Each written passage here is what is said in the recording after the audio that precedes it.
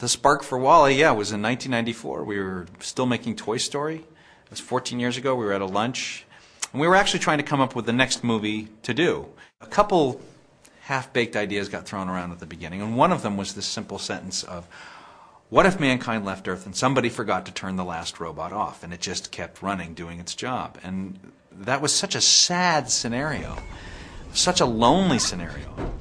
So I think it just was, in a weird way, fate that it just went to the wayside.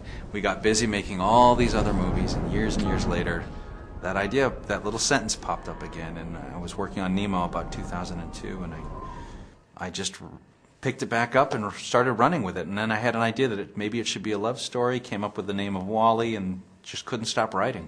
Wall-E is an acronym which stands for Waste Allocation Load Lifter Earth Class, which is a very fancy scientific way of saying that he picks up trash and compacts it and puts it away.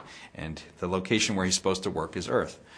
And he basically has been left on running by accident, and mankind's left a long time ago, and everything else has fallen apart. And he has no idea that what he's doing is really, a waste of time. And until one day, another robot lands on the planet for some reason that we don't know why, and he falls head over heels in love with her, and is so smitten that he's willing to travel across the galaxy to win her heart.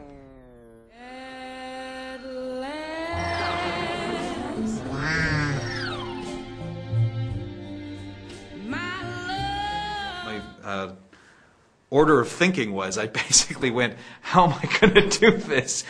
Well, it's sort of like R2-D2 the movie, and I kept using that phrase forever to represent what I was trying to look for.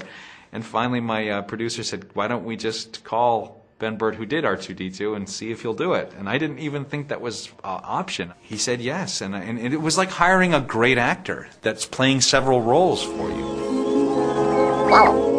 I liked the idea that he was monosyllabic. He would say one word at a time. So it made sense to me he could say Wall-E, and that he could say anything else he was sort of taught, sort of like a learning robot. It just kept him appealing and limited. He's kind of an everyman. I mean, everybody thinks that what they do is probably not appreciated enough, or possibly a waste of time, and everybody hits a point in their life where they wonder there's got to be more to life than what I'm doing. I think it's a pretty universal state of mind that people have either had or are in that makes us be able to relate to them.